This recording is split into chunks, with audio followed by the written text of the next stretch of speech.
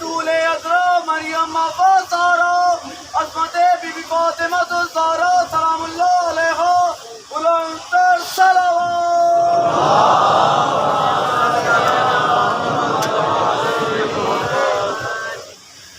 أعوذ بالله السميع العليم من الشيطان اللعين الرجيم بسم الله الرحمن الرحيم الحمد لله المعروف من غير رؤية والخالق من غير روية الذي لم يزل قائما دائما إذ لا سماء ذات أبراج ولا ليل داج ولا بحر ساج ولا أرض ذات مهاد ولا خلق ذو اعتماد والصلاة والسلام والتحية والإكرام على نبي الرحمة وخازن المغفرة وقائد الخير والبركة ومنقذ العباد من الهلكة سيدنا ومولانا أبي القاسم محمد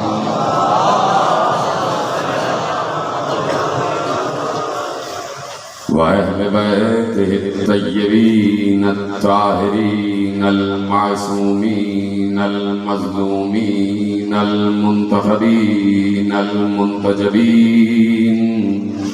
الذين أذهب الله عنهم الرجس وطهرهم تطهيرا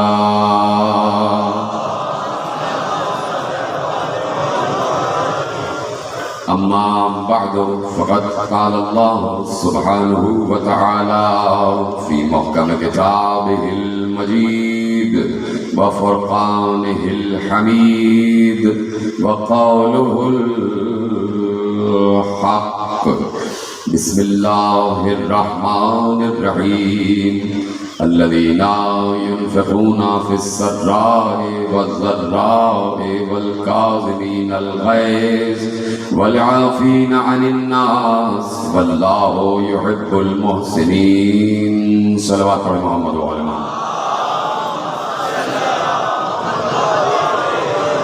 1443 ہجری کے عشرۂ ماہیہ کی مرکزی امام بارگاہ دھوبی گھاٹ فیصل آباد میں آپ حضرات آج تیسری مجلس میں شریک ہیں۔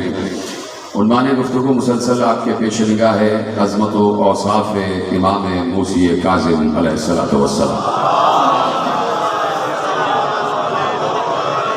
پروردگار عالم نے جتنا بھی سلسلہ ہدایت کا آسمان سے نازل کیا ہے تو کسی کو بھی اللہ نے بغیر وصف بغیر صفت نہیں بھیجا، اور اللہ بار بار یقیناً انسانوں کو متوجہ کر کے اور مخاطب کر کے قرآن کے ایک اصول کی طرف متوجہ کرتا ہے کہ اس نے ارشاد فرما دیا ہے کہ وَلَن تَجِدَ لِسُنَّتِ اللَّهِ تَبْدِيلًا، تم اللہ کی فطرت میں تبدیلی نہیں پاؤ گے۔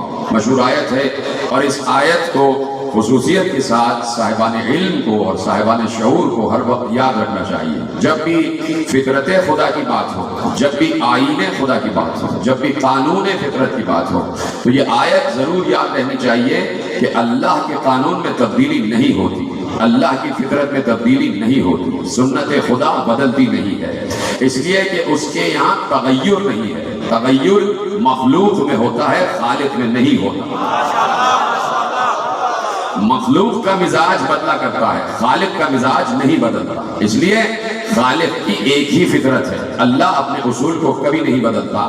تو اللہ کا یہ اصول قرار پایا ہے کہ جب بھی میں ان خطا کار انسانوں کی، ان بہکے ہوئے اور بھٹکے ہوئے انسانوں کی رہنمائی کے لیے، رہبری کے لیے جب بھی آسمانوں سے کوئی حجت بھیجوں گا تو اس حجت کو بغیر وصف، بغیر صفت نہیں بھیجوں گا۔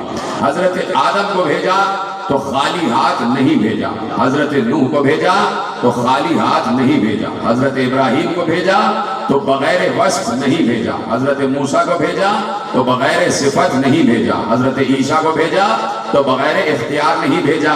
تو یہ کیسے ہو سکتا ہے کہ جب آدم، نوح، ابراہیم، موسیٰ، عیسیٰ، یعقوب، یوسف، ایوب، صالح، ہود، اسحاق، اسماعیل، یہ جتنے انبیاء آ رہے ہیں سب کے سب معجزات لے کر آ رہے ہیں، سب کے سب اختیار لے کر آ رہے ہیں، سب کے سب علم لے کر آ رہے ہیں، سب کے سب زندگی اور موت کی کیفیتیں لے کر آ رہے ہیں، تو یہ سب کے سب جس کے پسینے کا قطرہ ہے، تو کیا اس محبوب کے پاس علم نہیں ہوگا، اختیار نہیں ہوگا، اقتدار نہیں ہوگا، معجزات نہیں ہوں گے؟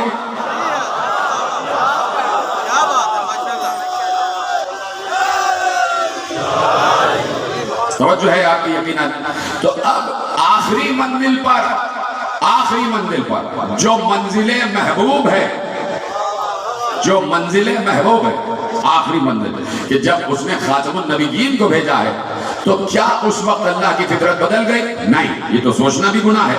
محبوب کے وقت فطرت بدلی نہیں، بلکہ جہاں معجزات بکھرے ہوئے تھے، سارے معجزات 1,23,999 انبیاء کے سارے ذات مصطفیٰ میں اللہ نے مجتمع کر دیے، اور اس کے بعد کہا کہ کائنات میں جہاں معجزات بکھرے ہیں وہ سب کے سب دست مصطفیٰ پر ہم نے مسخر کر دیے ہیں۔ ہم نے یقیناً ہم نے فطرت ہر شے کی بنائی ہے، فطرت ہر شے کی بنائی ہے، انسان کی بھی فطرت ہے، حیوان کی بھی فطرت ہے، چرند کی بھی فطرت ہے، پرند کی بھی فطرت ہے، مخلوقات کی بھی فطرت ہے، زمین کی بھی فطرت ہے، آسمان کی بھی فطرت ہے، اور جہاں ان تمام اشیاء کی فطرت ہے وہیں سورج کی بھی فطرت ہے، وہیں چاند کی بھی فطرت ہے، وہیں ستاروں کی بھی فطرت ہے۔ میں کسی منزل پر عرض کر رہا تھا کہ اللہ نے ہر فطرت کو، ہر مخلوق کی فطرت کو اس کی فطرت میں تقدیر بنا کے لکھا ہے۔ ہر مخلوق کی فطرت گویا اس کی تقدیر ہے، اس کی قسمت ہے، اور اللہ نے ہر مخلوق کی تقدیر خود لکھ دی ہے۔ انسان کی تقدیر لکھنے والا اللہ ہے، چرند کی تقدیر لکھنے والا اللہ ہے، پرند کی تقدیر لکھنے والا اللہ ہے، اسی طرح سورج کی تقدیر لکھنے والا اللہ ہے۔ اور اللہ نے بڑے واضح الفاظ میں کہہ دیا کہ وَالشَّمْسُ تَجْرِي لِمُسْتَقَرٍّ لَهَا ذَلِكَ تَقْدِيرُ الْعَزِيزِ الْحَكِيمِ۔ کہا یہ سورج ایک مقررہ راستے پر چل رہا ہے، اور یہ راستہ ہم نے اسے بتایا ہے، سورج کو راستہ ہم نے بتایا ہے، اور اس کا یہ جو راستہ ہے نا، یہ راستہ ہم نے اس کی تقدیر میں لکھ دیا ہے، اور تقدیر جب ہم لکھ دیں تو کوئی بدل نہیں سکتا ہے۔ اللہ نے کہا کہ سورج کی تقدیر یہ ہے، اس کے راستے کی تقدیر یہ ہے، توجہ، سورج کے راستے کی تقدیر یہ ہے کہ ہم نے لکھ دیا اور سورج کو پابند کر دیا کہ تیرا راستہ کیا ہے؟ تیرا راستہ یہ ہے کہ تو مشرق سے طلوع کرنا اور چلتے چلتے چلتے چلتے پورے دن ایک راستہ طے کرنا اور مغرب میں غروب ہو جانا۔ ذالک تقدیر العزیز الحکیم، یہ ہماری بنائی ہوئی تقدیر ہے، یہ سورج کی تقدیر ہم نے لکھی ہے، اور ہم فطرت بدلتے نہیں ہیں، ہم فطرت بدلتے نہیں ہیں۔ ایک طرف کہہ رہا ہے کہ ہم فطرت بدلتے نہیں ہیں، دوسری طرف کہہ رہا ہے کہ ہم نے سورج کی تقدیر میں لکھ دیا ہے کہ مشرق سے طلوع کرنا، مغرب میں ڈوب جانا۔ 1400 برس سے ہم ان بندوں بھائی کا تذکرہ کر رہے ہیں کہ اللہ نے سورج کی تقدیر بنا دی کہ مشرق سے نکلے اور مغرب میں ڈوب جائے، تو 1400 برس سے عالم اسلام کو انہی بندوں کا تعارف پیش کر رہے ہیں کہ جنہوں نے اللہ کی لکھی ہوئی تقدیر میں ایسے تبدیلی کی کہ مغرب سے ڈوبے ہوئے سورج کو واپس۔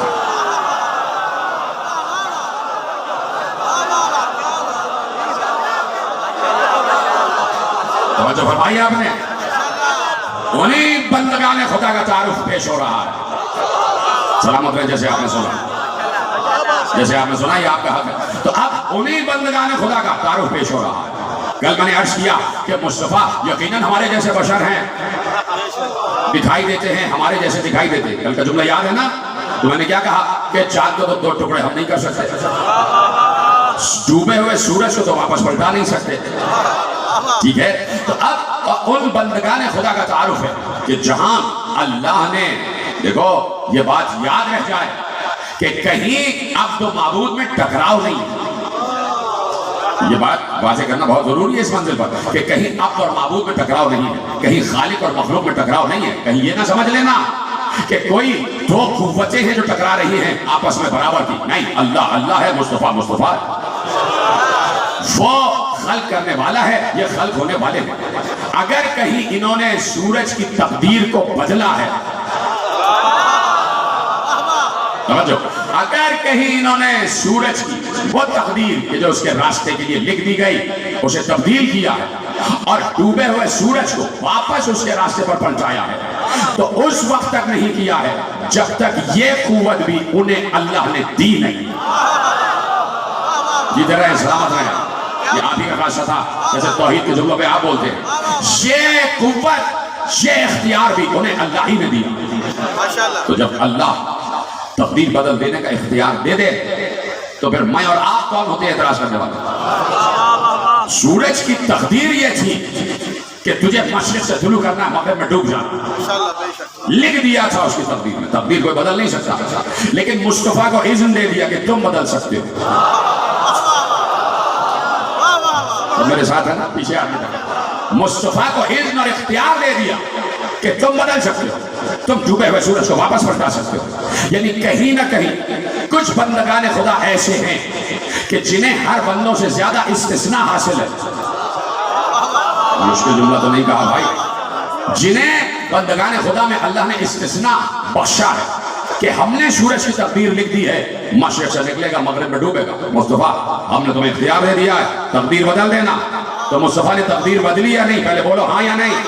مصطفیٰ نے تقدیر بدلی نا، تو راہب کی تقدیر میں بھی ایک نہیں تھا، حسین نے بدلی نا۔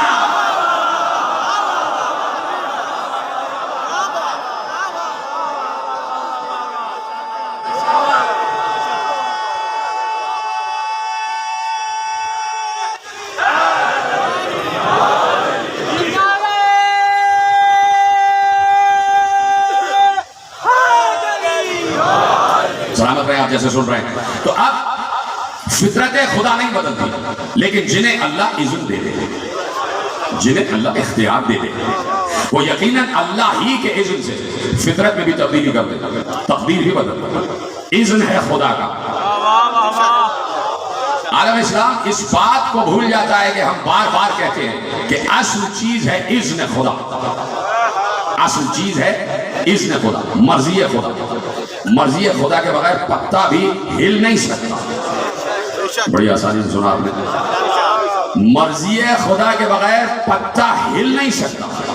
اللہ خود کہہ رہا ہے، ہمیں معلوم ہے، دنیا میں سورہ انعام کی آیتیں بار بار پیش کر چکا کہ ہمیں معلوم ہے کہ دنیا میں کہاں کس درخت کا کون سا پتا گرا۔ جیتے رہے، سلامت رہے،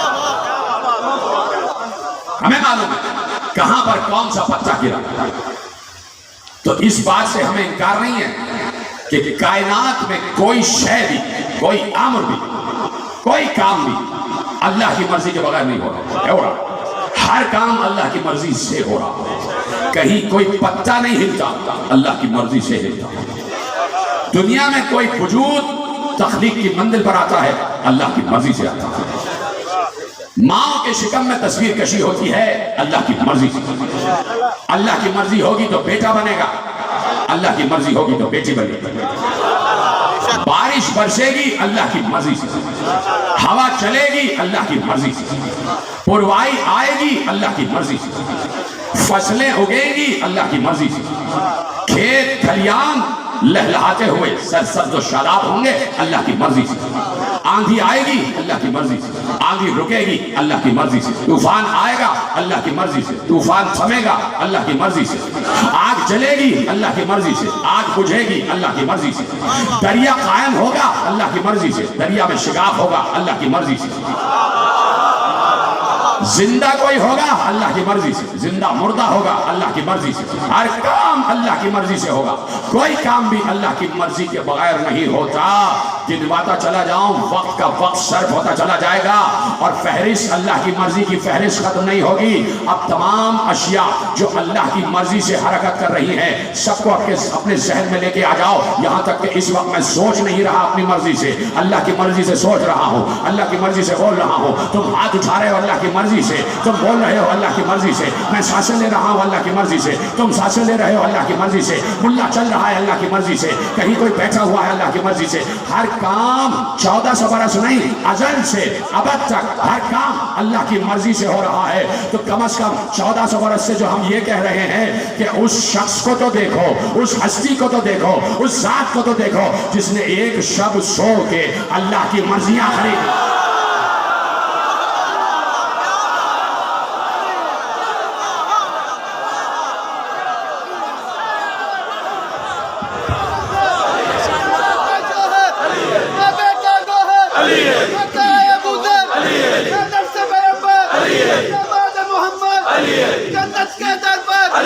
جبریل کے پر پر میں مر بھی جاؤں قبر کے اندر فاتح کعب میں دستے سبحان میں درد کے قرآن میں کل ایمان میں شاہ مردان میں شہر یزدان۔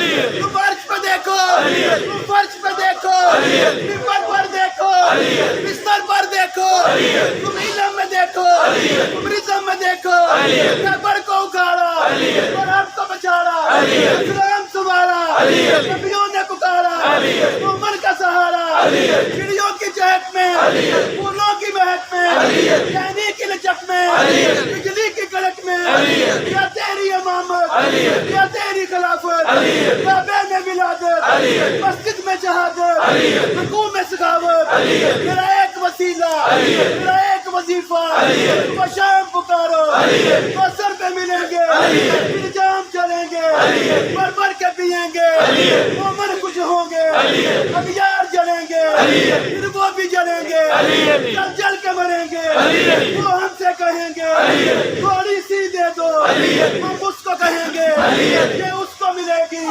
جو دل سے کہے گا، جو دل سے کہے گا، حق دارے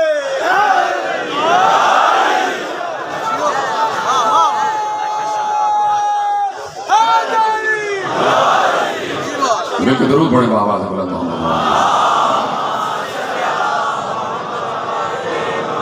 توجہ ہے نا آپ کی کہ کہاں پر اللہ کی مرضیاں کام کر رہی ہیں۔ کوئی کام اللہ کی مرضی سے نہیں ہوتا، کوئی کام اللہ کی مرضی سے نہیں ہوتا، تو اتنا تو کام کرو کہ پتہ تو کرو اللہ کی مرضی ہے کس کے پاس۔ خود اللہ نے کہہ دیا وَمِنَ النَّاسِ مَن يَشْرِي نَفْسَهُ ابْتِغَاءَ مَرْضَاتِ اللَّهِ۔ انسانوں ہی میں کچھ انسان ایسے ہیں کہ جو اپنا نفس بیچ کر اللہ کی مرضی خریدتے ہیں۔ انسانوں ہی میں ہیں کہ جو اپنا نفس بیچتے ہیں، اللہ کی مرضی خرید لیتے ہیں۔ اب لاکھ سوتے رہو کسی کے بستر پر، مرضی تو بک چکی ہے۔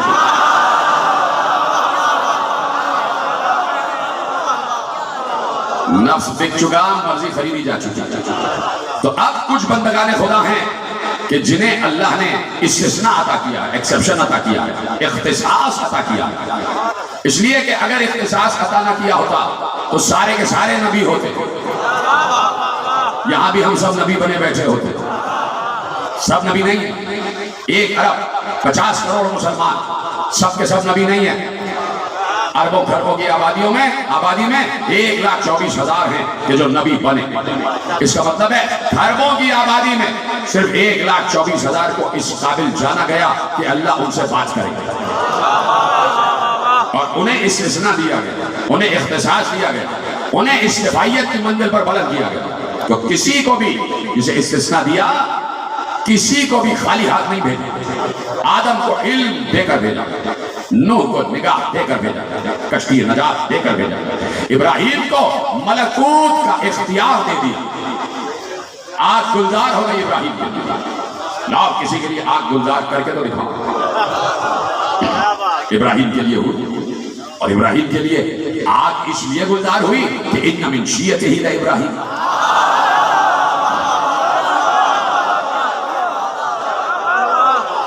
موسیٰ کو ہم نے خالی ہاتھ نہیں بھیجا، ید بیضا دے دیا، زبان میں تاثیر دے دی، عصا دے دیا، دریا میں شگاف کرتے ہیں، آگے بڑھتے جاتے ہیں۔ عیسیٰ کو ہم نے خالی ہاتھ نہیں بھیجا، مردوں کو زندہ کرتے ہیں، مٹی سے پرندہ بناتے ہیں، بیماروں کو شفا دیتے ہیں، نابینا کو بینائی عطا کرتے ہیں۔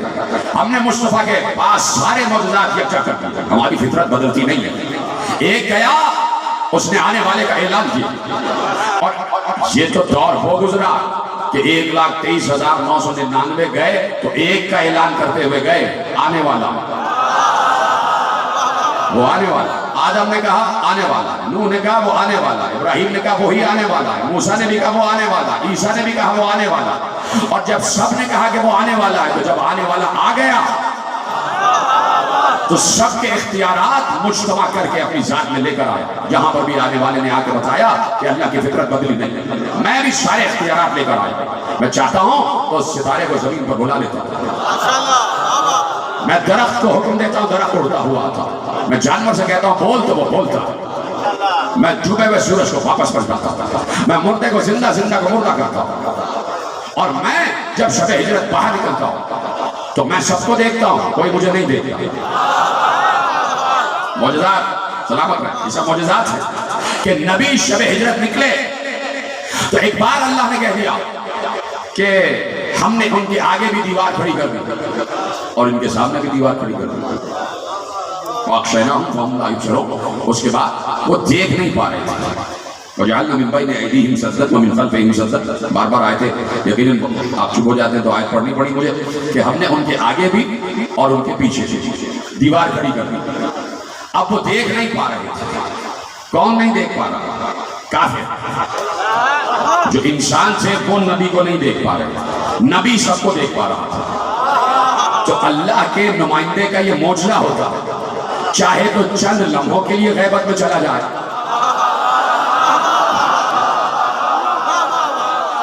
بڑی دیر میں آپ میرے ساتھ ہیں۔ یہ فطرت خدا ہے کہ اللہ کا نمائندہ اختیار رکھتا ہے، چاہے تو اپنے کو چھپا لے، چاہے تو کسی بھی شے کو چھپا لے۔ تو اللہ کی فطرت بدلتی نہیں۔ فطرت خدا یہ ہے کہ اس نے جب بھی کسی نبی کو بھیجا ہے اختیار دے کے بھیجا۔ عیسیٰ کو یہ اختیار دے دیا کہ عیسیٰ جیسے ہی گہوارے میں آئے فوراً بولنا شروع کیا، انی عبداللہ آتانی الکتاب وجعلنی نبیّا، میں اللہ کا بندہ ہوں، مجھے کتاب دی گئی ہے اور مجھے اللہ نے نبی بنایا۔ گہوارے میں آتے ہی عیسیٰ بولے، گہوارے میں آتے ہی عیسیٰ بولے۔ کہیں کسی بھولی بھٹکی روایت میرا اپنا ہی جملہ ہے، آپ کے حوالے کرتا ہوں۔ مجھے یہ دکھایا جائے کہ جب کوئی انسان مسلمان قبر میں جاتا ہے تو اس سے یہ پوچھا جائے بتاؤ وہ عیسیٰ کا گہوارے والا جملہ کیا تھا؟ عیسیٰ کا قصہ سناؤ، عیسیٰ نے گہوارے میں کیا کہا تھا؟ عیسیٰ جھولے میں بولے تھے تو شراب کیا بولے تھے؟ کہیں نہیں لکھا کہ قبر میں یہ سوال ہوگا، کہیں نہیں لکھا کہ حشر میں یہ سوال ہوگا کہ عیسیٰ کا قصہ سناؤ۔ تو یہ عیسیٰ کا قصہ رکھا کیوں ہے؟ تو یہ قصہ عیسیٰ کہ عیسیٰ جھولے میں بولے، عیسیٰ جھولے میں بولے، قصہ رکھا کیوں ہے؟ نہ قبر میں سوال، نہ حشر میں سوال، نہ میزان پر سوال، نہ آخرت میں سوال، کہیں پر بھی سوال، نہ برزخ میں سوال۔ پھر یہ توجہ، پھر یہ قصہ عیسیٰ رکھا کیوں ہے؟ یا اللہ کیوں رکھ دیا تُو نے؟ صرف تلاوت کے لیے رکھا ہے تو اور بھی بہت سے قصے رکھ سکتا تھا جو تو نے قرآن میں بیان نہیں کیے ہیں، ان میں سے کوئی رکھ دیتا، وہ بیان ہو جاتے۔ یہ قصہ عیسیٰ رکھا کیوں ہے؟ کہ تم اگر یہ بات سمجھ جاتے تو تم ہی وارث نہ ہو جاتے قرآن کے۔ ہم نے تو حکمت کے تحت رکھا ہے یہ قصہ، ہم نے دلیل پہلے رکھ دی ہے، دعویٰ بعد میں ہوگا۔ آؤ ہم تمہیں بتاتے ہیں کہ ہماری فطرت یہ ہے کہ ہم اپنے جس نمائندے کو چاہیں وہ جھولے میں بھی بولا کرتا ہے۔ تمہارا بچہ تو 3 سال کا بھی ہو کے بڑی مشکل سے بولتا ہے، ہمارا جب بھیجا جاتا ہے تو جھولے میں 1 لمحے کا بھی ہو تو وہ بولا کرتا ہے اور بول کر بتاتا ہے کہ میں وہاں سے آیا ہوں، میں وہاں سے آیا ہوں، میں وہاں سے آیا ہوں۔ نہیں، جملہ بدل دیتا ہوں، بول کے بتاتا ہے کہ میں اس کا بنایا ہوا ہوں، تمہارا بنایا ہوا نہیں ہوں۔ جھولے میں بول کر بتاتا ہے کہ اس نے مجھے بھیجا ہے، میں اس کی طرف سے نمائندہ بن کر آیا ہوں، اس کی طرف سے حجت بن کر آیا ہوں۔ ہم نے عیسیٰ کا قصہ اس لیے رکھ دیا کہ عیسیٰ آتے ہی گہوارے میں بولے کہ ہم نے دلیل پہلے رکھ دی ہے، دعویٰ بعد میں ہوگا۔ اور اب جس حجت کو بھی ہم بھیجتے ہیں، اگر پہچاننا چاہو کہ ہماری طرف سے آیا ہے تو اسے یہ دیکھ کے چلے جانا کہ کوئی نہ کوئی معجزہ اس کے پاس وہ ہے جو پچھلی حجتوں کے پاس رہا ہے۔ دعویٰ ہم نے دلیل پہلے رکھی، دعویٰ بعد میں ہوگا۔ میرے چھٹے امام جعفر صادق علیہ السلام کا حجرہ ہے، اور ایسے میں ایک شخص اجازت لے کے حجرہ جعفر صادق میں داخل ہوا، اور داخل ہونے کے بعد سلام کیا، اور سلام کرنے کے بعد کہا کہ مولا آپ کے والد نے ہمیں بتایا تھا کہ آپ حجت ہے، ذرا آپ ہمیں بتائیے کہ آپ کے بعد کون حجت ہے۔ چھٹے امام سے پوچھا جا رہا ہے کہ آپ کے بابا پانچویں امام نے ہمیں جیسے بتایا تھا کہ ان کے بعد آپ حجت ہیں، تو آپ ہمیں ویسے ہی بتائیے کہ اب آپ کے بعد کون حجت ہے۔ ایک بار وہ کہتا ہے کہ میرا چھٹا امام مڑا، اور مڑنے کے بعد ایک جھولے کی طرف اشارہ کیا، کہا جاؤ جھولے میں تمہارا آنے والا امام سو رہا ہے۔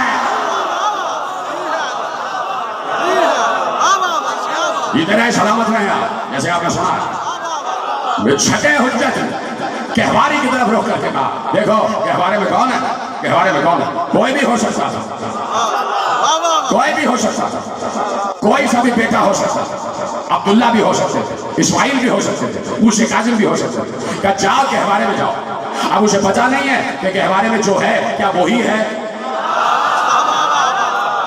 بھائی گفتگو شروع ہو چکی ہے، اسے کیا پتا جو گہوارے میں ہے وہی آنے والا حجت ہے؟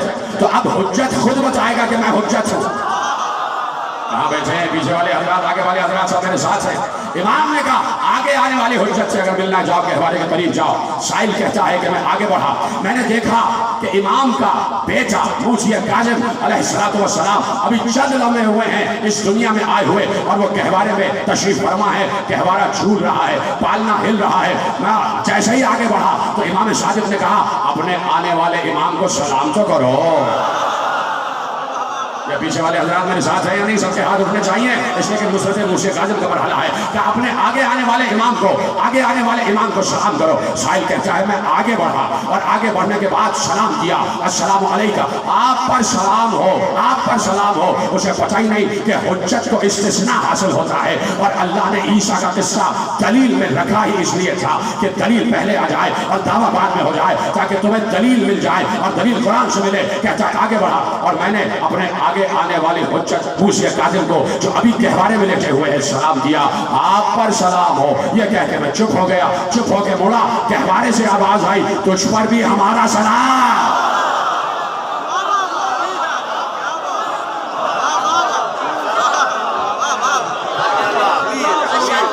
جیتے رہے جیسے آپ نے سنائی تھی۔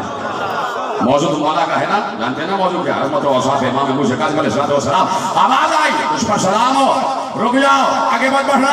جیسے ہی رکا تو کہا سنو ابھی 3 دن پہلے تمہارے گھر میں بیٹی کی پیدائش ہوئی ہے۔ جھولے سے امام بول رہا ہے 3 دن پہلے تیرے گھر بیٹی کی پیدائش ہوئی ہے، جو تو نے نام رکھا ہے وہ نام اللہ کو پسند نہیں ہے، بیٹی کا نام بدل دے جا کے۔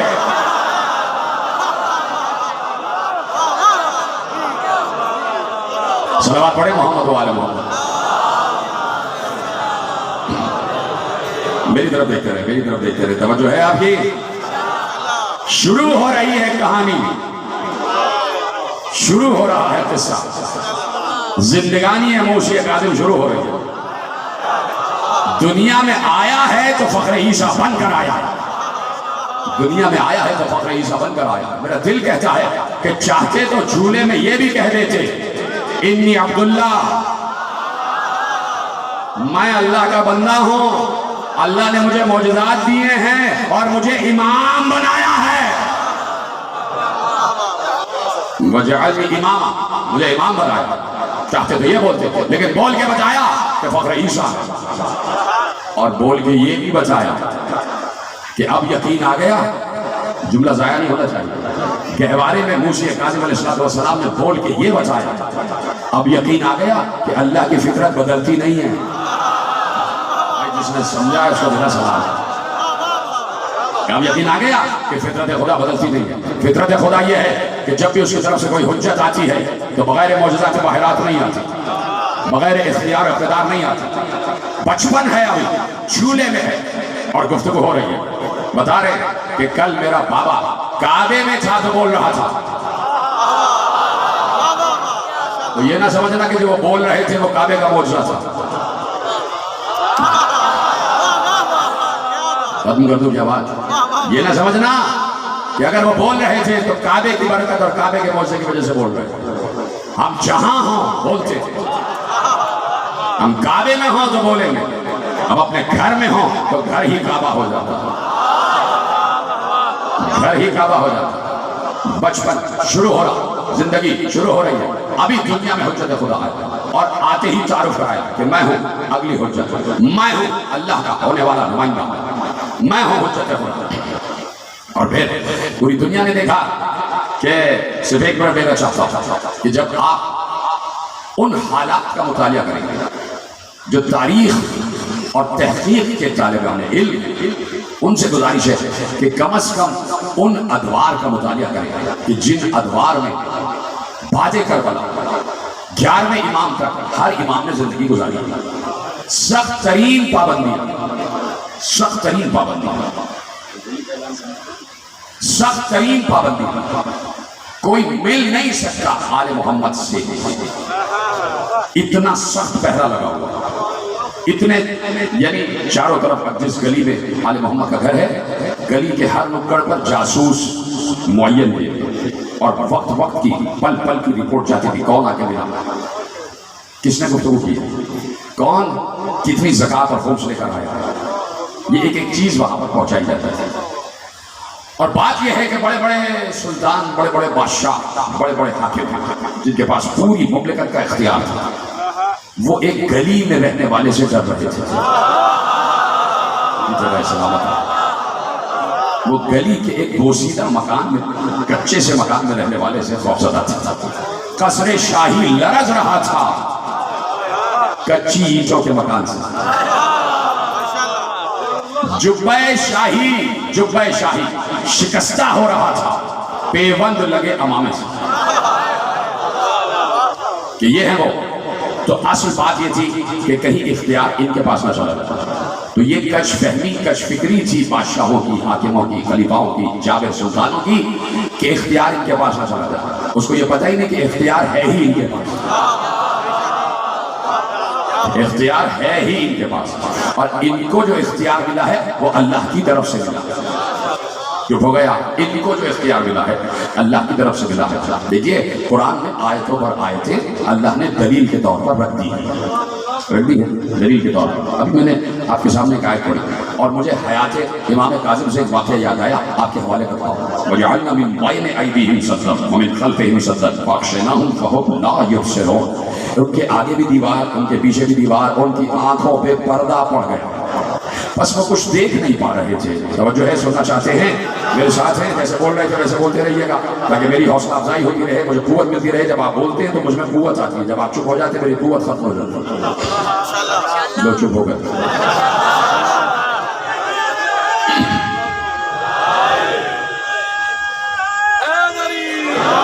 سلامت رہیں آپ, مسلسل آپ کے لیے میں دعا رہتا ہوں. توجہ ہے, ہم نے آگے بھی پیچھے بھی دیوار کھڑی کر دی اور پردہ پڑ گیا ان کی آنکھوں, دیکھ نہیں پا رہے تھے.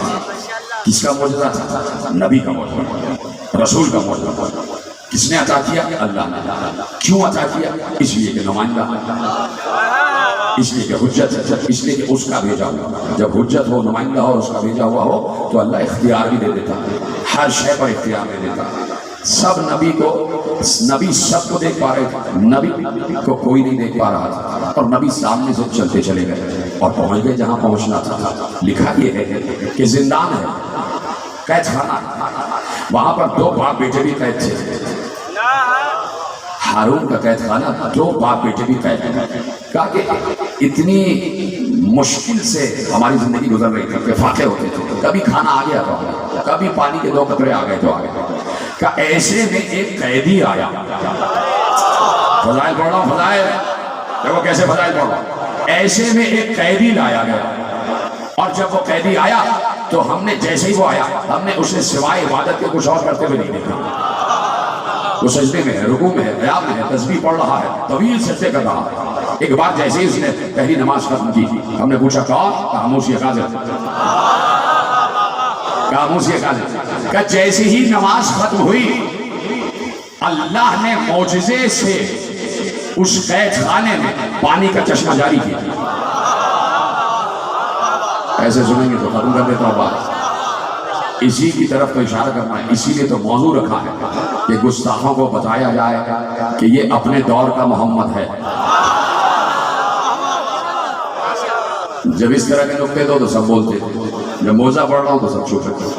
بولنا تو ان پر ہے نا, جب موسیٰ کاظم کا تذکرہ آئے تو بولنا ہے, پیچھے سے بتانا ہے, آگے پیچھے دائیں بائیں سب کو میرا ساتھ دینا تاکہ پتہ چلے کہ سب اور میں اور آپ ایک ہی مشن پر ہیں,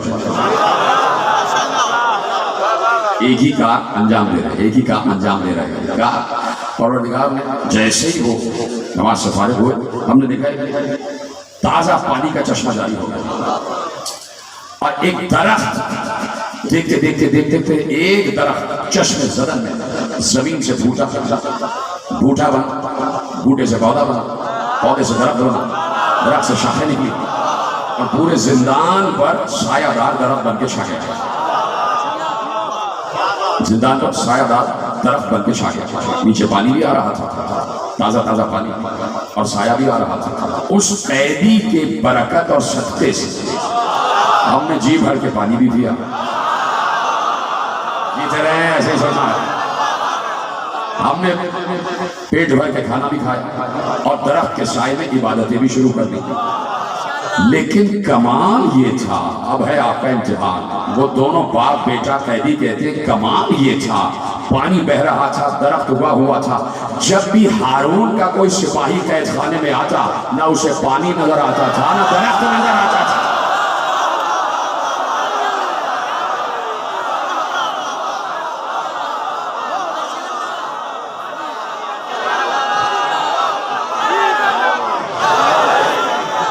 سلامت رہنا.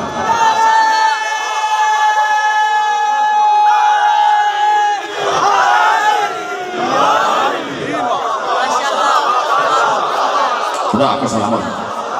باب الحوائج کے صدقے میں آپ کی ہر مراد پوری ہوئی. جیسے آپ نے میرے ساتھ میں امام کا تذکرہ سنا, خدا آپ کو کوئی غم نہ دے سوا میں حسین. باب الحوائج آپ کے ضامن ہو جائیں, یہی حق ہے. باب الحوائج ہے نا, ساتواں امام باب الحوائج ہے.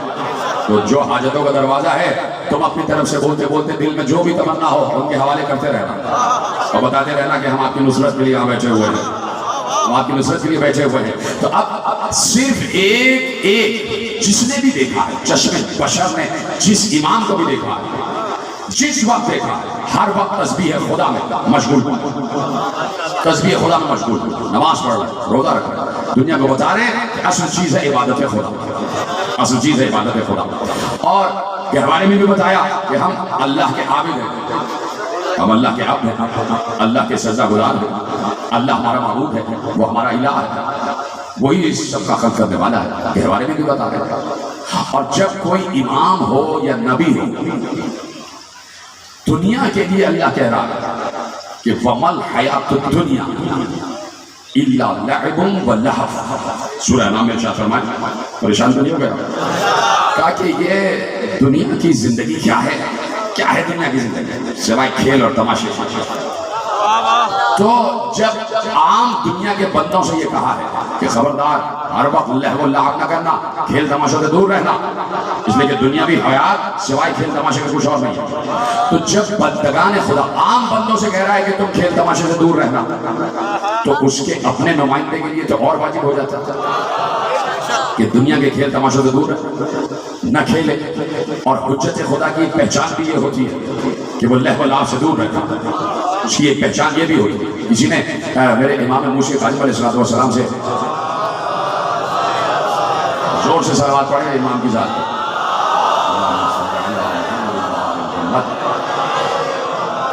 کہ اوصاف امام کیا ہے, اوصاف امام کیا ہے. جب بہت سے اوصاف گنوائے, وہاں یہ بھی گنوایا, کہا کہ وصف امام کی وصف اوصاف میں سے ایک وصف یہ بھی ہے کہ جانے والے امام نے اس کے لیے اعلان کیا ہو کہ آگے آنے والا امام یہ ہے, اور اسے ویسے ہی نصب کیا ہو جیسے پیغمبر نے غدیر میں علی کو نصب کیا,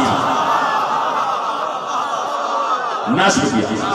فَإِذَا فَرَغْتَ فَانْصَبْ وَإِلَىٰ رَبِّكَ فَارْغَب۔ بس اے نبی جیسے ہی نصب ولایت سے، نصب امامت سے، نصب وراثت سے فارغ ہو جاؤ، ہمارے دربار میں واپس آ جانا۔ آیت کی باطنی تفسیر یہ ہے، اے نبی جیسے ہی من کنت مولا کہہ دینا، ہمارے پاس واپس آ جانا۔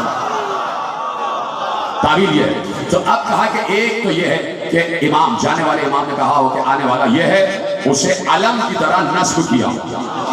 دوسری صفت یہ ہے کہ اس کی زبان سے تم کبھی یہ نہیں سنو گے کہ میں نہیں جانتا۔ جیتا رہے سلامت رہے سب میرے ساتھ۔ کہا کہ الحجت من لا یقول لا ادری، حجت وہ ہوتا ہے جو کبھی یہ نہ کہے کہ میں نہیں جانتا، اس لیے کہ یہ تو وہ کہتا ہے کہ میں نہیں جانتا، جو یہ کہتا ہے حجت کی طرف دیکھ کر کے اگر یہ نہ ہوتے۔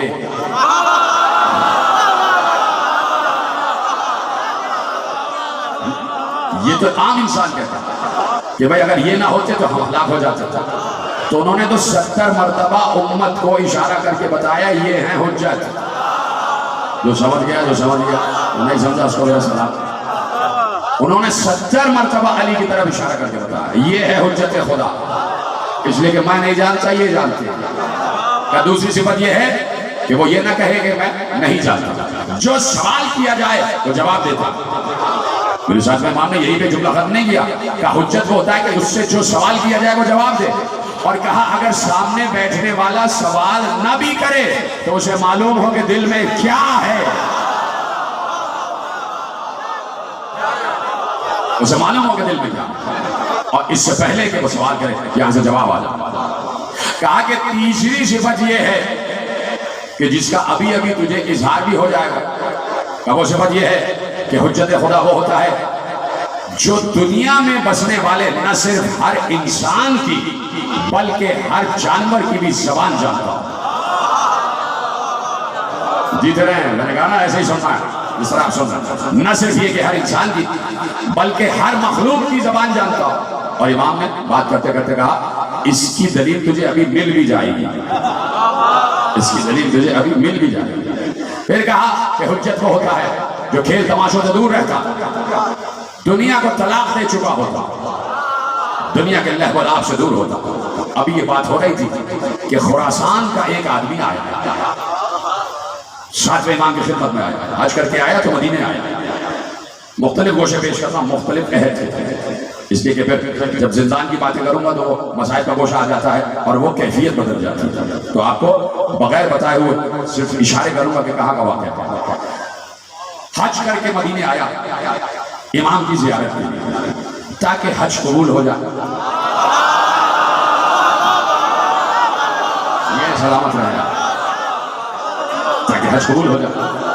اسی لیے ضروری ہے کہ حج کرنے کے بعد مدینے جاؤ، حج کرنے کے بعد مدینے جاؤ تاکہ حج قبول ہو جائے۔ وہ پہنچا، فضل رسول کی خدمت میں پہنچا، ابھی مولا اپنے چاہنے والے سے اوصاف امامت بیان کر رہے تھے، دخل باب ہوا، غلام نے بتایا ایک شخص خراسان سے آیا، خراسان سمجھتے ہیں نا خراسان کہاں پر ہے، اور آپ سے اذن باریابی چاہتا تھا کہ بلا لو۔ آیا، 10 بوسی کی، قدم بوسی کی، بیٹھ گئے۔ اس نے امام سے عربی میں بات کی، عربی میں سوال جواب، اس نے عربی میں کوئی سوال کیا، امام نے اسے فارسی میں جواب دیا، امام نے اسے فارسی میں جواب دیا، اس لیے کہ ہے خراسان کا رہنے والا، اس کی مادری زبان فارسی ہے، لیکن چونکہ امام کی معرفت کم تھی اس لیے امام سے ان کی زبان میں بات کر رہا تھا، اندر سے سوچ رہا ہوگا میری زبان ان کو کہاں آتی ہوگی۔ سوال اس نے عربی میں کیا، امام نے مسکراتے ہوئے فارسی میں جواب دیا۔ ایک بار اس کی آنکھیں چکا چون ہو گئی، لرش کر کہنے لگا کہ مجھے معلوم نہیں تھا کہ آپ کو فارسی بھی آتی ہے، نہیں تو میں آپ سے فارسی میں بات کرتا۔ کہا اگر مجھے فارسی نہ آتی ہوتی تو تجھ میں اور مجھ میں فرق کیا رہ جاتا؟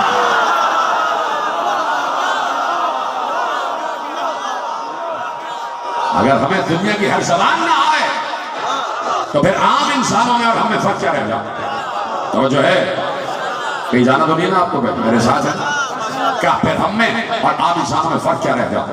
دنیا کے لہو لعب سے دور ہو. تو اب یہ صرف امام نے نہیں، ساتھ میں امام نے نہیں، ہر امام نے بتایا، ہر امام نے بتایا کہ اگر پہچاننا چاہتے ہو تو ہر سوال کا جواب دیتا ہے اللہ کی طرف سے. اس کے لیے نس سند قائم ہوتی ہے، ہر زبان جانتا ہے، پرندوں کی زبان جانتا ہے، ہر شے پر اس کا اختیار ہوتا ہے، مفترض الطاعت ہوتا ہے، جیسے آگے دیکھتا ہے ویسے پیچھے دیکھتا ہے، سو رہا ہوتا ہے پھر بھی جاگ رہا ہوتا ہے، سو رہا ہوتا ہے پھر بھی جاگ رہا ہوتا ہے. اس کے جسم پر مکھی نہیں بیٹھتی، اس لیے کہ مکھی نجاست سے اٹھ کے آتی ہے، یہ طہارت والے ہیں.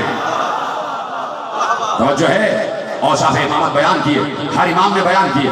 ایک شاعر داخل ہوا، ایک شخص داخل ہوا، اور داخل ہونے کے بعد بہت بڑا نام ہے، ایک مکتب میں بہت بڑا نام ہے، وہ داخل ہوئے اور چھٹے امام کے شاگرد بھی ہیں. داخل ہوئے اور داخل ہونے کے بعد چھٹے امام سے اس نے باریابی چاہا، گفتگو ہونے لگی، اور ایسے میں دیکھا کہ بالکل حجرہ ہے اور حجرے کے سامنے صحن ہے، اور صحن میں بالکل ایک طرف دروازہ ہے. دروازے سے ملا ہوا ایک چھوٹا سا بچہ ہے 5 یا 6 برس کا، اور وہ بکری سے کھیل رہا ہے. آنے والے نے امام صادق سے پوچھا وہ صاحبزادے کون ہے؟ کہا میرا بیٹا موسی خالد.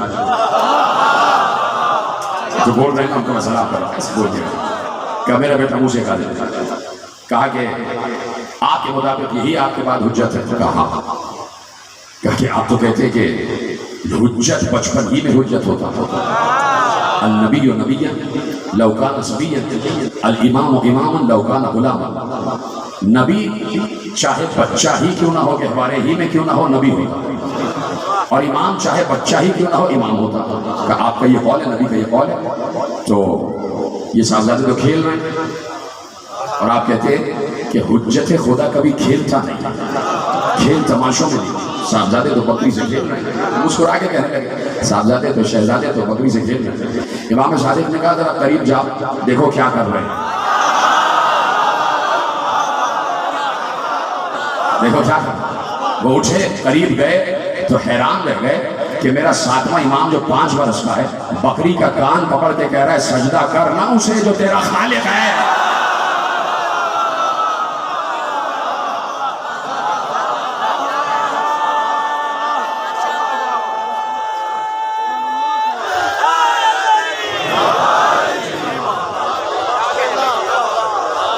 پہنچ رہے نا موضوع آپ تک؟ خوش ہے نا آپ ان باتوں سے؟ گواہی دے گے نا کہ نصرت ہو رہی ہے کہ نہیں؟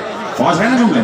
بات آگے بڑھ رہی ہے، اور یقیناً آگے بڑھانا چاہتا بھی ہوں تاکہ کہیں اور بات آگے نہ بڑھ جائے. ان باتوں کو روکنے کے لیے یہ باتیں بہت ضروری، فضائل بیان کرنا بہت ضروری، تاکہ لوگوں کے چہرے بھی روشن ہو جائیں، لوگوں کے دماغ بھی روشن ہو جائیں، دماغ کی گرہیں بھی کھل جائیں. کچھ لوگوں کے ذہنوں کو، دلوں کو بند کیا گیا ہے اس دروازے تک آنے کے لیے، تو وہ ذہن اور وہ گرہیں کھولنا. مجلسیں ہوتی اس لیے تاکہ کہیں اگر پردے پڑے ہوئے ہیں تو وہ پردے ہٹا دیے جائیں. کہیں اگر کوئی نادانی میں گستاخی کر رہا ہے تو اسے رہنمائی کر دی جائے کہ حقیقت کیا ہے. توجہ فرما رہے ہیں نا آپ؟ تو کیا میں نے کہا کہ اوصاف امام یہ ہے کہ آپ اسے ہر وقت سجدہ خدا میں دیکھیں، ہر وقت قرب خدا کی منزل پر، ہر وقت قرب خدا کی منزل پر. بہت مشہور جملہ ہے، سلامت رہے گا. میں اس لیے چپ ہوتا ہوں نا، یہ اتنے کیمرے لگے ہوئے نا، تو اس وقت لاکھوں لوگ دیکھ رہے ہیں، یعنی بلا مبالغہ کہہ رہا ہوں لاکھوں لوگ کہ فیصل آباد کی تقریر اس وقت دیکھ رہے ہیں. تو میں ان سے بھی مخاطب ہو کے کہتا ہوں کہ دیکھیں کہ جس وقت میں گفتگو کرتا ہوں اس مجلس سے، یہ بالکل توجہ کے ساتھ خاموشی سے مجھے سنتے تھے کہ کہیں ایک لفظ بھی ضائع نہ ہو جائے. یہ صرف مجھے دیکھ رہے ہوتے تھے، نہ ادھر دیکھتے ہیں نہ ادھر.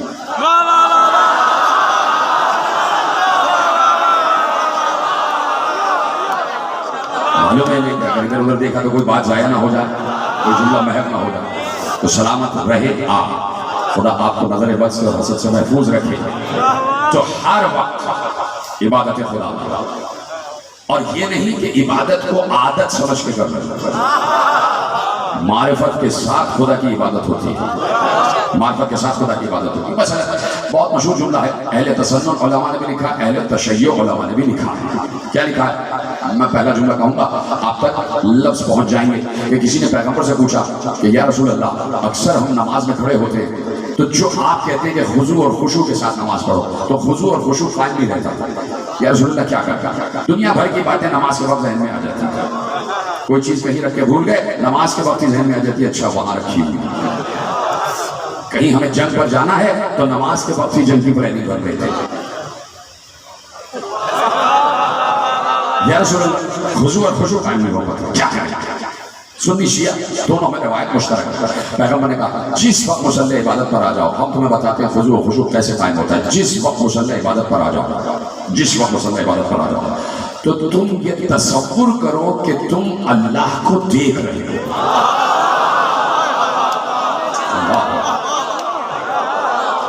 کہ جب مصلی عبادت پر آؤ تو یہ تصور کرو کہ تم اللہ کو دیکھ رہے ہو. اور اب وہ رسول جو یہ جملہ کہہ رہا ہے، وہ رسول رحمت ہے. اس رسول کو معلوم ہے کہ یہ مرتے مر جائیں گے، کبھی ان کے ذہن میں یہ تصور آ ہی نہیں سکتا کہ یہ اللہ کو دیکھ رہے ہیں. تو رسول رحمت نے دوسرا طریقہ بتایا اور کہا کہ اگر یہ تصور نہ کر سکو کہ تم اللہ کو دیکھ رہے ہو تو یہ تو یقین کرو کہ وہ تو تمہیں دیکھ رہا ہے. وہ تو تمہیں دیکھ رہا ہے. ٹھیک ہے، تو جب عام انسان سے کہہ رہے ہیں کہ دو تصور رکھنا کہ تم اسے دیکھ رہے ہو اور وہ تمہیں دیکھ رہا، تو پہلے تو خود اس منزل پر ہوں گے نا کہ اسے دیکھ بھی رہے ہوں گے اور یہ یقین بھی ہوگا کہ وہ بھی دیکھ رہا. تو کسی بھی حجت کی نماز بغیر اخلاص، بغیر خضوع، بغیر خشوع نہیں ہوتی. اس لیے ہم کہتے ہیں کہ پاؤں سے تیر نکل بھی جاتا ہے اور خبر بھی نہیں ہوتی. اس لیے کہ حجت نماز پڑھتے وقت یہاں نہیں ہوتا. بولے نا میرے ساتھ، یہاں نہیں ہوتا. بظاہر مصلی پہ دکھائی دے رہا ہوتا ہے، فرش زمین پر دکھائی دے رہا ہوتا ہے، لیکن جس وقت حجت خدا کی عبادت میں ہوتا تو وہ دربار خدا میں ہوتا. اسی لیے شاعر نے 3 بار کہا ہے کوئی جو مجھے کھانا دے دے، ہے کوئی جو مجھے پانی دے دے، ہے کوئی جو میرے بچوں کے لیے فاتحہ کا انتظام کر دے. 3 بار کہا ہے کوئی، ہے کوئی، ہے کوئی. کسی نے پلٹ کے نہیں کہا، حالانکہ اللہ کے گھر میں کہہ رہا تھا. اللہ کے گھر میں آ کے کہہ رہا. اور اللہ کے گھر میں اللہ کے بندے بیٹھے ہوئے ہیں، کوئی نماز پڑھ رہا ہے، کوئی قرآن پڑھ رہا ہے، کوئی باتیں کر رہا ہے، کوئی تسبیح پڑھ رہا ہے. اور سائل ہے کوئی جو مجھ بھوکے کو کھانا کھلا، ہے کوئی جو مجھ بے لباس کو لباس دے، ہے کوئی جو میرے فاتحے کا انتظام کرے. 3 بار کسی نے پلٹ کے کچھ نہیں دیا. ایک بار اس نے وہیں کھڑے کہا پروردگار تو گواہ رہنا، تیرے گھر میں مانگ رہا ہوں اور کوئی مجھے نہیں دے رہا. اس وقت علی بھی نماز پڑھ رہے تھے. 3 بار اس نے علی کی طرف مخاطب ہو کے بھی کہا اور علی نے اس کو کوئی جواب نہیں دیا. جیسے ہی سائل نے اللہ کی طرف خطاب کیا، دیکھ تیرے گھر میں مانگ رہا ہوں کوئی نہیں دے رہا، ایک بار علی نے اپنی انگلی کو حرکت دی، انگوٹھی گرائی.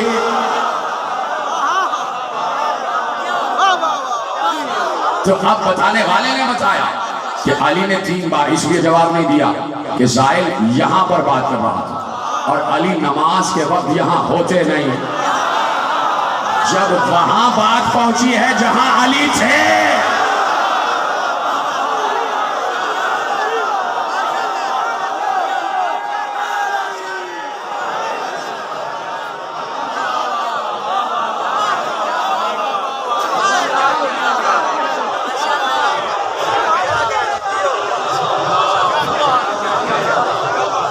توجہ ہے اس وقت کہ جہاں پر علی تھے، یعنی حجت نماز کے وقت دربار خدا میں ہوتا، دربار خدا میں ہوتا، قرب خدا کی منزل پر ہوتا. اس کی نگاہ میں سوائے خدا کے کوئی اور نہیں ہوتا. امام ابو حنیفہ داخل ہوئے اور دیکھا کہ میرے ساتھ میں امام نماز پڑھ رہا ہے، ساتھ میں امام نماز پڑھ رہا ہے اور ایسے مقام پر نماز پڑھ رہا ہے، یہ نماز بھی پڑھ رہے ہیں اور مصلی کے سامنے سے لوگ آ بھی رہے ہیں، جا بھی رہے ہیں. میرے ساتھ میں امام کا مصلی بچھا ہوا، لوگ آ رہے ہیں، جا رہے ہیں، آ رہے ہیں، جا رہے ہیں. امام سے ملنے آ رہے ہیں، پھر جا رہے ہیں، پھر چھٹے امام سے ملنے آ رہے ہیں، جا رہے ہیں، سامنے سے گزر امام ابو حنیفہ علیہ الرحمہ نے دیکھا، چھٹے امام کی خدمت میں آیا، کہا کہ خضوع و خشوع بہت ضروری ہے نماز کے لیے، اور شہزادے جو نماز پڑھ رہے ہیں ان کا تو خضوع و خشوع برقرار ہی نہیں، اس لیے کہ سامنے سے لوگ آ رہے ہیں جا رہے ہیں، ان کی توجہ تو بڑھ گئی ہوگی۔ یہاں یہ بات ختم ہوئی، وہاں امام کی نماز ختم ہوئی۔ جیسے ہی ساتویں امام کی نماز ختم ہوئی، چھٹے امام نے اشارہ کیا، آپ خود پوچھ لو، تم خود پوچھ لو کہ کیا معاملہ۔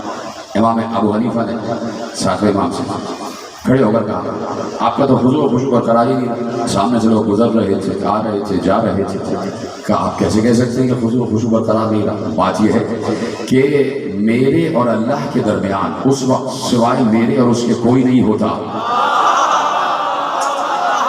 اس لیے کہ نماز کے وقت ہم یہاں نہیں ہوتے، وہاں ہوتے تھے۔ میرا اور اللہ کا قرب اتنا ہے، چاہے کوئی آئے یا جائے،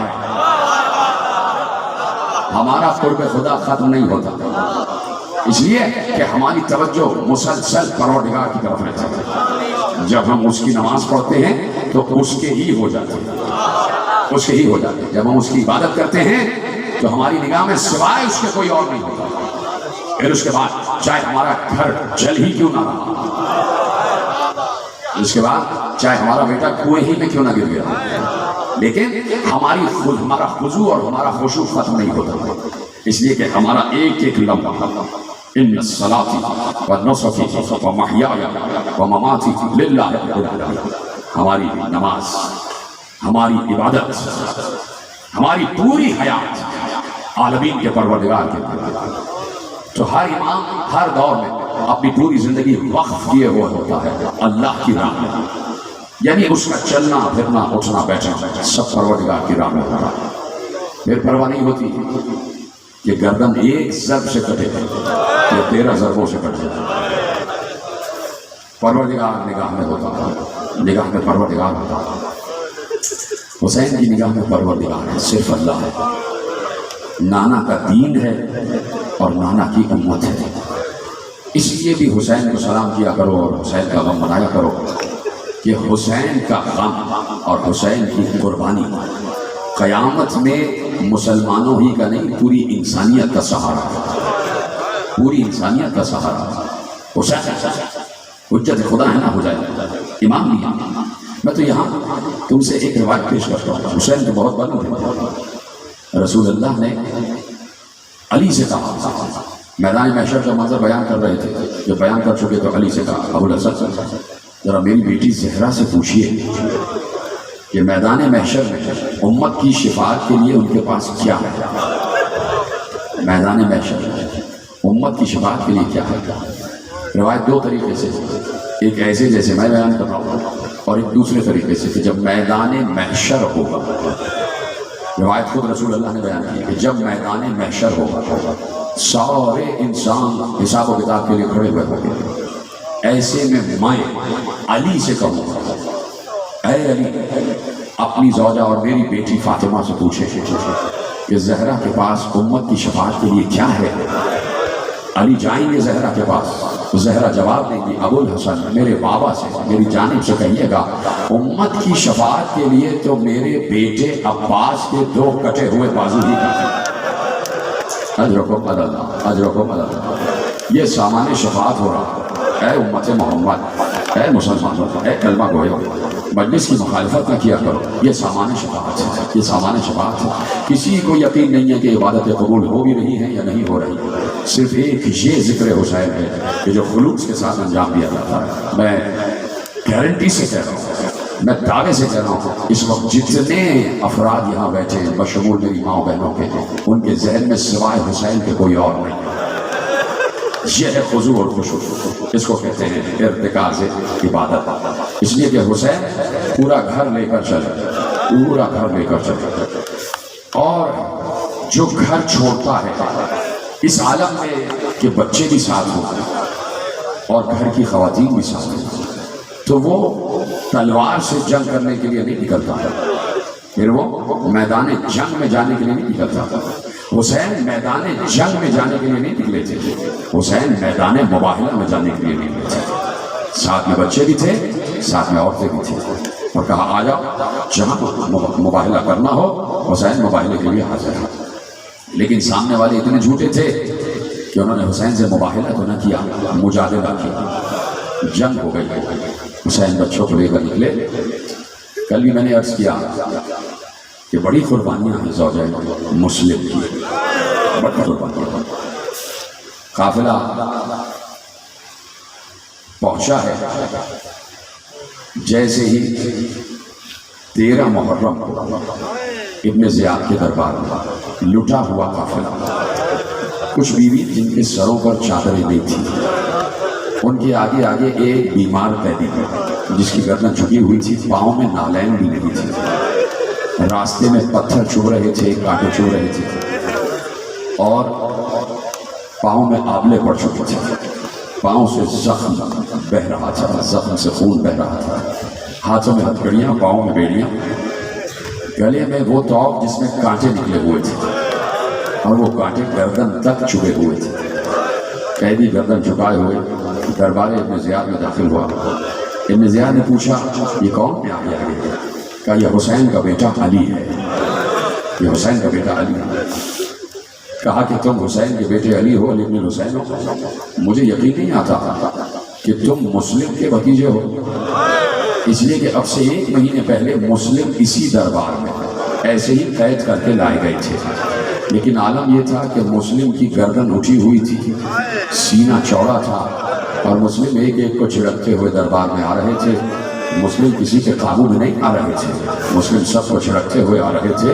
مجھے یقین نہیں آتا کہ اسی مسلم کے بھتیجے ہو.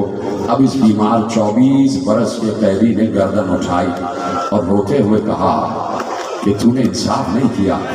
جب میرا چچا مسلم اس دربار میں آیا تھا تو تنہا آیا تھا، میں آیا ہوں تو میرے ساتھ میری مائیں بہنیں جن کے سروں پر رضا نہیں. اجرکم اللہ.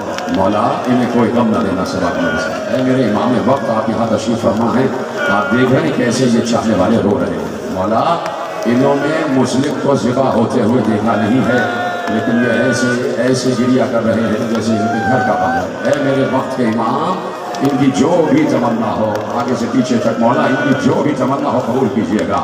میں تمہارے مسائل وقت کے امام کے سپرد کر چکا ہوں.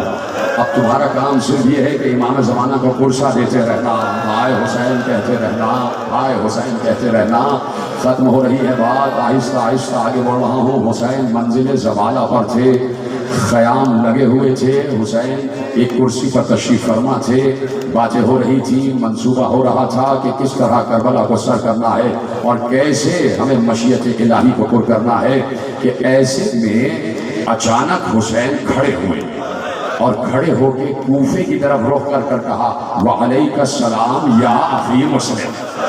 اے میرے بھائی مسلم، تجھ پر بھی حسین کا سلام. عباس برابر میں کھڑے ہوئے تھے. جیسے ہی مسلم کا نام سنا، اپنے بہنوئی کا نام سنا، اپنی بہن کے سہاگ کا نام سنا، چونک کر کہتے آقا کس کو جواب سلام دیا؟ کہا عباس دیکھنا چاہتے ہو کہ مسلم کے ساتھ کیا ہو رہا ہے؟ کہا آقا دکھا دیجئے. کہا میری 2 انگلیوں کے درمیان دیکھو. جیسے ہی 2 انگلیوں کے درمیان دیکھا پردے ہٹتے چلے گئے. عباس نے دیکھا کہ کوفہ ہے، کوفے کا دارالعمارہ ہے، دارالعمارہ کی چھت ہے، چھت پہ مسلم کو بٹھایا ہوا ہے، ہاتھ پسے کچھ بندے ہوئے ہیں، جلاد کھڑا ہوا ہے، تلوار بلند ہے. مسلم کی گردن جھکی ہوئی ہے اور گردن پر تلوار چلا ہی چاہتی ہے کہ کٹ کے گردن دارالعمارہ کی چھت سے زمین پر آیا ہی چاہتی ہے. ایک بار عباس نے روتے ہوئے کہا آقا آپ امام وقت ہیں، آپ حجت خدا ہیں، کیا ایسا نہیں ہو سکتا کہ مجھے معجزے سے کوفے بھیج دیں، مجھے معجزے سے کوفے بھیج دیں؟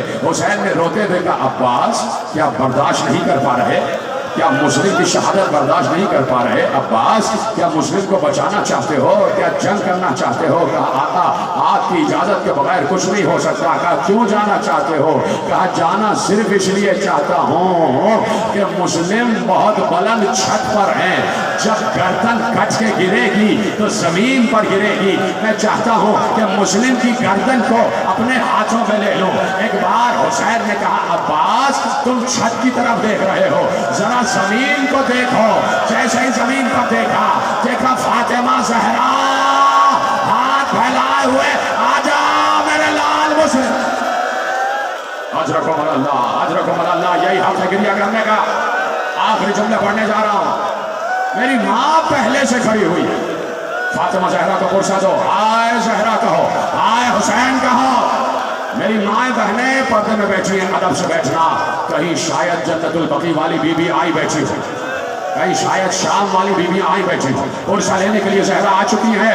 یہ گریے کی آواز بتا رہی ہے امام زمانہ آ چکے ہیں، تمہاری آواز گریہ رکنی نہیں چاہیے۔ معلوم ہو گیا کہ مسلم شہید ہو گئے، مسلم شہید ہو گئے۔ حسین رو رہے تھے، حسین کے رونے کی آواز زینب کے کان تک پہنچ گئی، زینب کے کان تک پہنچ گئی۔ زینب نے فضا کو بھیجا، میرا بھائی کیوں رو رہا ہے؟ حسین داخل خیمہ ہوئے، ایک طرف لے گئے، کہا بہن زینب مسلم شہید کر دیے گئے، میرا سفیر مارا تھا، میرے سفیر کا خون کر دیا گیا۔ اور زینب عالم یہ ہے کہ مسلم کا گلا کٹ چکا ہے اور مسلم کی لاش کوفے کے گلیوں میں گھسیٹی جا رہی ہے اور بچوں سے کہا جا رہا ہے اس لاش کو پتھر مارو۔ کیا سن رہے تھے عزیز؟ کہ میرے بھائی کا یہ عالم، کربلا شروع ہو گئی، کربلا 9 ذی الحجہ سے ہی شروع ہو گئی۔ کہا کہ زوجہ مسلم کو بتانا ہے۔ کیسے بتائے؟ یہ عباس جانے، یہ شریکت الحسین جانے۔ حسین ایک بار اس خیمے میں آئے جس خیمے میں زوجہ مسلم اور دختر مسلم تھی، مسلم کی بیٹی تھی۔ سمجھ گئے ہو تو رو نا کہ میں کیا پڑھنے جا رہا ہوں۔ کربلا تو سب کی سنی ہوئی ہے، لیکن معجزہ یہ ہے کہ ہر برس کربلا تازہ ہو جاتی، یہ معجزہ ہے۔ ایسا لگتا ہے کل کی بات ہے اور پہلی مرتبہ سن رہے، یہ معجزہ ہے۔ مسلمانوں دیکھو، یہ ہے معجزہ کربلا کا، کہ جس طرح سے لگتا ہے کہ جیسے کل کا واقعہ ہے اور آج چاہنے والے رو رہے ہیں۔ خیمے میں آ گئے، بچی کو بلایا، 4 برس کی چھوٹی سی بچی تھی، حمیدہ بنت مسلم سلام اللہ علیہ، ہماری جانیں قربان ہو جائیں بیوی پر، اس چھوٹی سی شہزادی پر ہمارے خون کا ایک قطرہ قربان، ہمارے بچے قربان۔ شہزادی کو بلایا، بچی کو اٹھایا، اپنے زانوں پہ بٹھا لیا، زانوں پہ بٹھایا، کبھی رخسار چھوڑا، کبھی بالوں پہ ہاتھ پہ، کبھی بچی کو گلے سے لگا لیا اور کہا بہن، شریکت الحسین سے کہا بہن یہ راستے میں ہم نے 2 منزل پہلے کوئی آیا تھا تو اس سے ہم نے گوشوارے خریدے تھے، بندے خریدے تھے، وہ بندے لے آئی ہے۔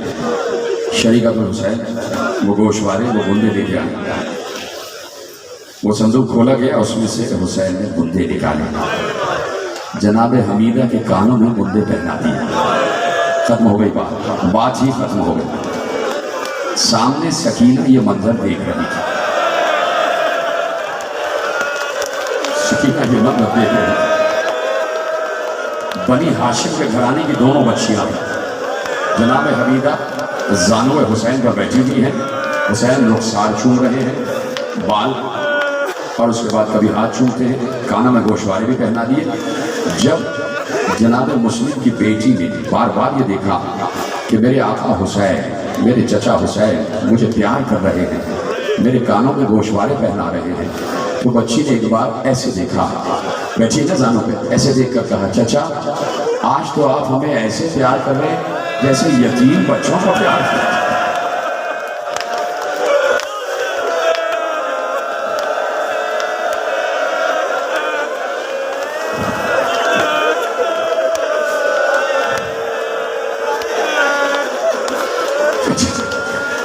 آج تو آپ ایسے پیار کرتے ہیں جیسے یتیم بچوں کو پیار کیا جاتا ہے۔ حسین سے برداشت نہ ہوا، بچی کو سینے سے لگا کر کہا بیٹی آج سے میں تیرا بابا ہوں، آج سے عباس تیرا بابا ہے، تیرا بابا شہید ہو گیا، تیرے بابا کو قتل کر دیا گیا، ختم ہو گئی بات۔ سکینہ دیکھ رہی تھی کہ جب کوئی بچی یتیم ہوتی ہے تو اس کے رخسار پر پیار کیا جاتا ہے، اس کے بالوں کو سہلایا جاتا ہے، اس کے کانوں میں بندے پہنائے جاتے ہیں۔ ایک بار حسین کا گلا کٹ